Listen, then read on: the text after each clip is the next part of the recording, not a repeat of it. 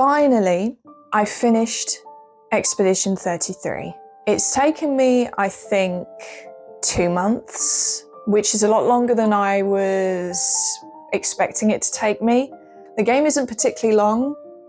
It's just taken me a while personally because, I don't know, this isn't a game problem, it's a me problem where I kind of ended up in a little bit of a gaming slump.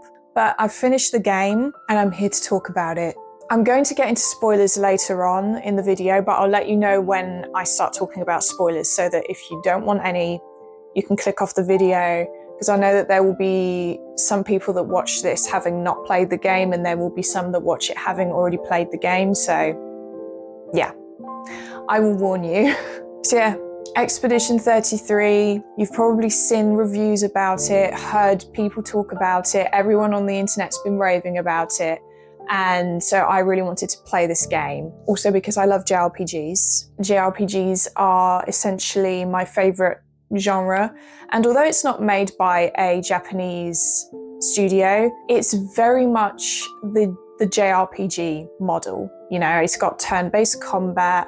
It's got an overworld that's very reminiscent of the old Final Fantasy games. The menu system in the battle system is very much inspired by Persona. So it's essentially in the style of a JRPG. And also, having grown up in France, I was particularly intrigued by this as well, because I knew that there would be influences of French culture in there, references to French literature potentially, all of that sort of thing. And I have to say, like, halfway through the game, I was getting concerned that this wasn't going to click with me the way it has with a lot of other people. But I'll get into it. Okay, so it's honestly like gripping from the get-go, because it opens up and you're presented to this world in which every year people experience a gommage, which translates to erasure, essentially. Everyone who is of a certain age is erased, you know, they die, essentially. And every year that age goes down. So that means that the people are having shorter and shorter lives every year. And the reason for this is there's an individual of some sort called the Peintresse who, for some reason, updates and paints a new number every year, which reflects the age that people now live up to. And then if you're older than that, bye-bye. And people are sent off on an expedition every year. Usually it's people who only have a year left. They are sent off on an expedition to try and stop the Peintresse. So that's the setup, essentially, and it's set up and presented really well because they chose to use kind of a show don't tell type of presentation, where instead of giving you lore and info dumps, instead there's more showing going on. So there's not like a section where people cite off all of the lore of the world you're in. They give you world building through visual elements or through conversations that don't make it too obvious, and everyone's conversations and interactions are very natural, because sometimes when you're playing games, people are kind of reciting the lore or the history to each other, and it's like, I don't think that people would remind each other of the history of their world up until this point to each other just randomly. A lot of games and anime do this, but yeah, the storytelling and the way they've done the world building in this game is really good. So from the get-go, I was very intrigued, because you're basically asking yourself loads of questions. Why is it that there's this gommage that happens? Who is the Peintresse? And why is it that the Peintresse is doing this in the first place? You know, what's going on? And then through Act 1, obviously I'm not going to give, that's like the first, like, maybe hour of the game. And I'm not going to spoil anything that happens after that to you until later on in the video. But I'll give you spoiler warnings, like I said. And then you enter into Act 1. So something that a lot of people have been raving about with this game is the battle system, because I've been hearing people like, I've literally been hearing longtime JRPG fans saying that finally the turn-based system is kind of being pushed forward and developed upon, and non-JRPG players say that they don't like turn-based systems but actually like this one, and it's actually gotten them to play a JRPG. But I've also heard like long-time JRPG fans. I've heard Final Fantasy fans, actually, not all of them, obviously, but I've heard some Final Fantasy fans literally say that they want Square Enix to take inspiration from Sandfall with the battle system for this game. So I was like, whoa, okay, this must be something really good. So going into it, I knew that it had time-based mechanics and a parrying system in, the turn-based battle system. As to how much I would enjoy that, I didn't know, but I assumed it was going to be really good. And it is definitely good. It's just that I'm not like obsessed with this battle system personally. I don't really know why that is, but for me, it's like I enter a battle and I'm like, yep, but I'm not like pumped, like, oh my God, I love this battle system and I want to, for me, it wasn't to that extent, but I did like the battle system, if that makes sense. I'm just being honest, because there's no point in me lying or making out that I think it's the second best thing since sliced bread when that's not actually my opinion on this. I think it's a very good battle system, and it definitely adds variety into the turn-based battle system that was kind of needed, and I think that is why people were raving about it so much. I got through Act 1 fairly quickly. That didn't cause me any problems. And there is people were kind of saying that it was a plot twist of sorts at the end of Act 1. I can't say that it really surprised me. I don't know, it didn't shock me or surprise me all that much. I was like, oh, okay. I don't know. I don't know if it's because the game already has darker themes, and so when a game or a story is clearly like a dark fantasy, because this is clearly a dark fantasy, right? If a game is a dark fantasy or it has darker themes or a darker tone to it, I expect there to be somewhat darker, more serious things happening in the game, or in the story. So I tend to get more surprised if something like what happened at the end of Act 1 happened in a game that has a much lighter tone to it, or, But then we got into Act 2, and Act 2, again, I'm not going to give spoilers, but that one, I was progressing through that a lot slower. And I think it's because, although I was getting used to the parrying in the battle system, I wasn't like mastering it. So it was taking me a long time to beat certain bosses, and I would end up kind of tiring myself out, getting quite fed up, which is a me problem really. And what I should have done, and I know some people are going to be like, oh, because some people are kind of weird about this, but I should have put it on easy mode, to be honest. I don't really tend to put many games on easy mode, but I am going to if the difficulty of the battle system is affecting my enjoyment of the game, okay? And it was. So I got towards the end of Act 2 and I thought, you know what, I'm going to have to just put this on easy mode, because it's at a point now where it's affecting my enjoyment of the game. It's taking me forever to get through it. I want to know what happens in the story, so I'm going to lower the difficulty so I can actually get to the story, which, by the way, the story for me was by far the best part of the game. Like, the game itself is good. The combat system is good. Overall, just the game itself is good and well packaged. But for me, it's like the story was definitely the thing that made me want to keep playing, So got up to the end of Act 2, and throughout Act 2, I was kind of starting to get a little bit concerned as to whether I was going whether it was going to click for me, why people were so, raving about this game so much.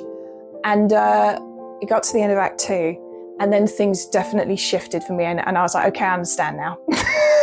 Now I get it, especially when I got to the end of the game. So, without going into detail, something happens at the end of Act 2, which is a plot twist and genuinely had me kind of like, oh.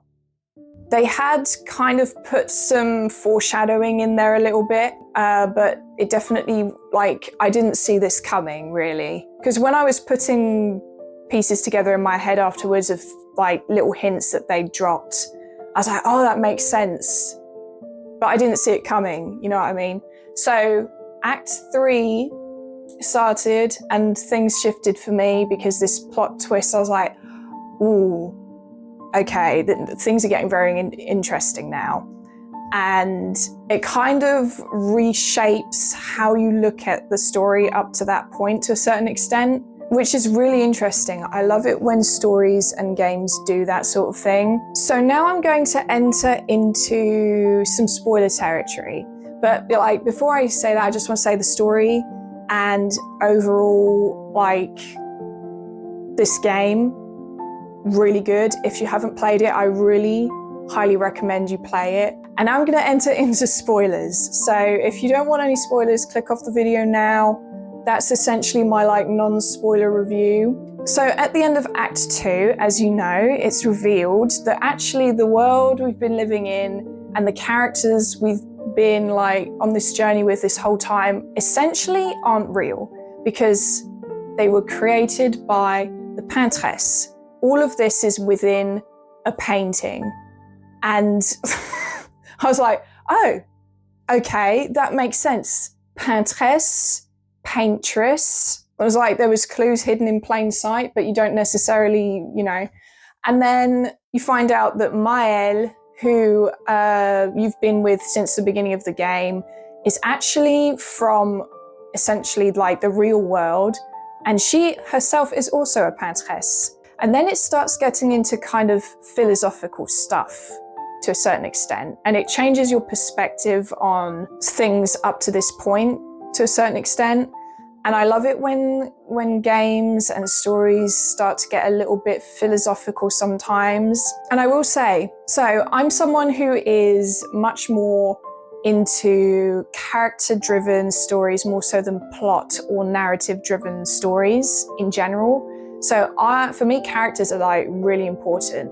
And people were saying that they loved these characters and they were great. And I did like all of the characters in this game, but I wasn't like super emotionally attached to them, if you know what I mean. I have characters from games that I have gotten very emotionally attached to. And then like these characters, I wouldn't say I got particularly emotionally attached to, but I did like them, you know? And I know that part of the reason why is because it's not a character-driven story. It's definitely easier to get attached to characters in a character-driven story, because there's definitely a lot more emphasis put onto the characters and their inner turmoils, and like the narrative is shaped around their inner thoughts, feelings, any inner struggles that they have. Whereas this is more so, up to that point anyway, was definitely more so of a plot-driven story. And I was kind of like the character writing in this game is definitely good and the characters serve their purpose. But then when I got to Act 3 and I got to the end where it then asks you a question, which is essentially a philosophical question, and you have to, Maëlle and Verso are facing each other, and you have to pick whether you want to fight as Maëlle or Verso. And then it kind of hit me that actually the way they've written the characters in this story in a way that some people are probably going to get quite emotionally attached to them, but not everyone will, is genius.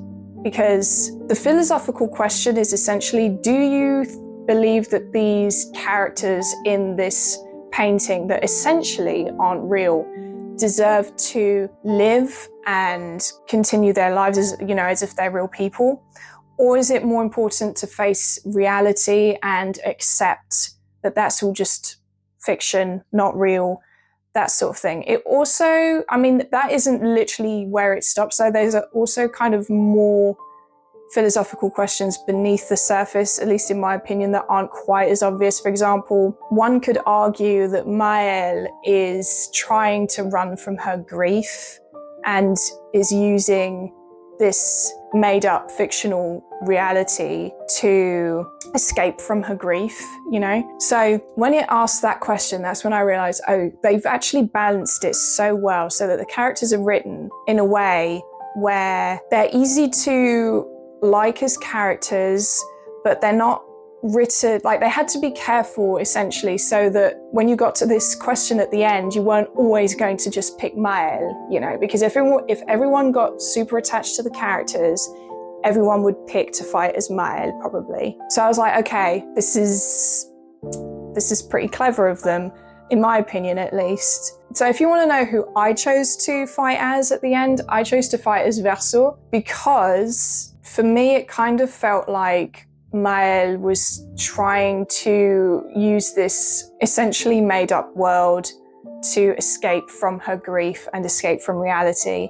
And so that's why I chose to fight as Verso. But I'd be very interested to potentially replay the game and then choose to fight as Mael in the future and just see what different ending I get. I was very satisfied with this game. And when it got to the end, I was like, I understand now. I get it. When you experience this game and story as a full package is when you can really appreciate what it is that these developers were trying to do.